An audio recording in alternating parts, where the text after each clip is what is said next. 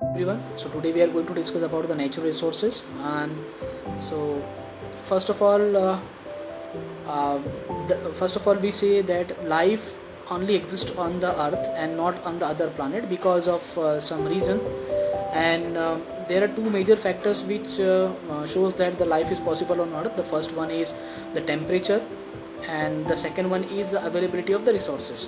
Now broadly, if we categorize the resources, if we because the resource is the major factor, so if we separate the resources, if separate the earth from the other planet, that is the presence of resources. So without the presence of resources, the life is not possible. Even the sunlight, we can say sunlight the sunlight reaches to the other planet, but the temperature is the main factor. So presence of temperature and the availability of resources ensure that the life is possible on the earth. Now all materials that are used by living being for their survival and existence are called resources. Many of the resources that exist in nature and supports that are called natural resources, and these include coal, petroleum, forest, wildlife, air, water. Even plant and animal are also called as living natural resources because they are living being. And on the other hand, the other resources are termed as non-living natural resources. So many of resources that does not exist in nature and are artificially prepared by man, that is also called as man-made resources or artificial resources. Then natural resources are of great importance to us, and which is very important, which is very important for the human being and for the survival. So now we'll discuss about these natural resources. So all living being depend on some natural resources for their survival. For example, plant depend on plant takes carbon dioxide from the atmosphere, then water from the soil and nutrients, and which makes food, and for their growth also. And food, the food which is the food which is prepared by the plant is taken by the animal. So we can say animal is also depend on the plant, and even animal is also depend on the other animal for the survival. And we as a human being depend, we needs food, water, then air, and we also survive the we are also surviving life on the earth with the availability of these resources. So we can say that we are also depend on food, basic food, water, and the air. These are natural resources. So a number of natural resources in a variety ways to make life more comfortable. And as we discussed that, and natural resources is very important for the survival of life. So few examples are there. For first one, we use we use wood, coal, petroleum, natural gas as a fuel for producing electricity, for running factories, then vehicles, for cooking, etc. So these all are fuels which now these days is very important. And even we use brick, then sand, cement, and so on for construction of the roads, buildings, bridge, dam, and all these are obtained from the rock and soil. And we extract metal and other elements from the minerals like iron, copper, and aluminum, which are used for making industrial household materials for construction of the bridge and railway, aeroplanes, machines, and all other areas in which it is used. So these are very important for us because these are resources, and now these days we need the resources in a large amount. So natural resources natural resources is categorized in a two way. That is, the first one is exhaustible natural resources, and the second one is inexhaustible natural resources. So the natural resources are broadly categorized as exhaustible and inexhaustible, which is also called as renewable and non-renewable. So renewable resources are resources which is inexhaustible in nature.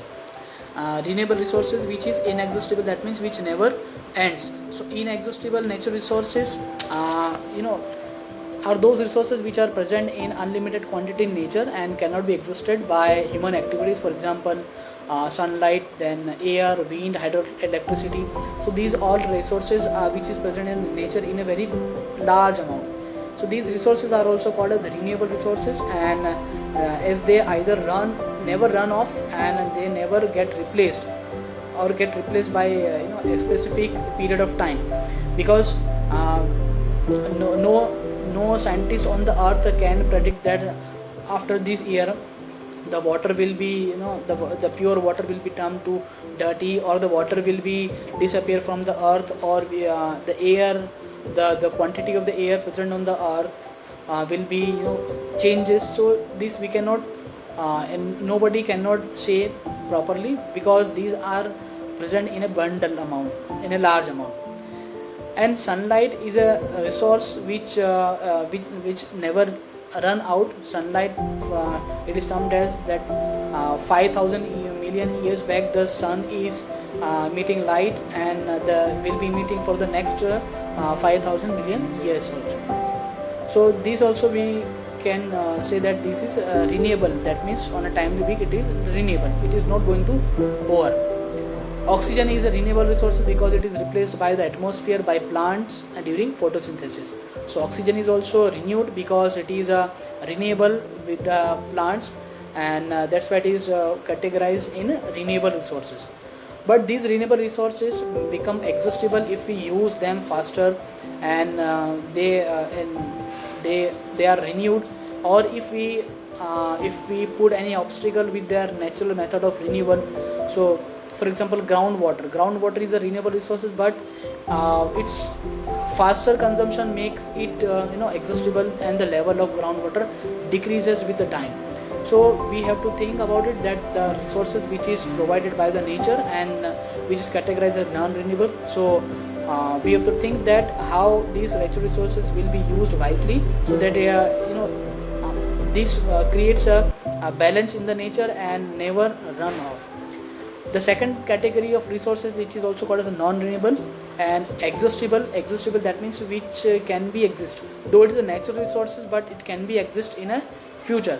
So exhaustible natural resources are those resources which are present in a limited quantity in nature, and they can be exhausted by human activities.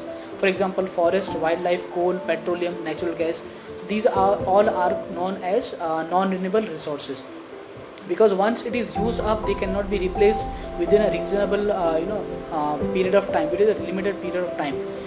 Suppose if petrol is over, so we cannot prepare the petrol in a very short span of time, like in a 2 year, 3 year we can prepare the petrol, because it takes millions of years inside the earth, and due to in the absence of oxygen, the decomposition of dead plants and animals turn to the production of petroleum.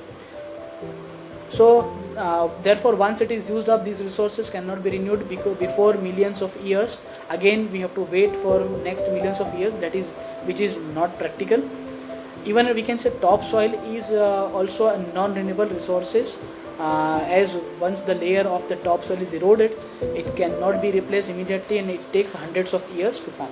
Basically, it is said that it takes 500 years, approximately 500 years, to make a top layer of the soil even of 2 centimeter.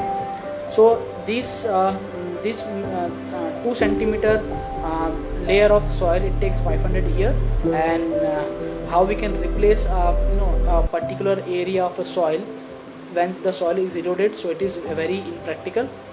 That's why some renewable resources, non-renewable resources are like metal, can be used again and again by recycling. So that's why natural resources can be categorized as exhaustible and inexhaustible based on the availability in the nature, and the preparation, the time taken to prepare it. So accordingly, we have to use the resources which is available, though the resources is available in a nature, even renewable resources, so we have to use in a wise manner, but we should not destroy it. Okay. So in this way, the natural resources can be categorized as exhaustible and inexhaustible. In the next video, we will see about the conservation of natural resources. That means how we can conserve the natural resources. Thank you so much.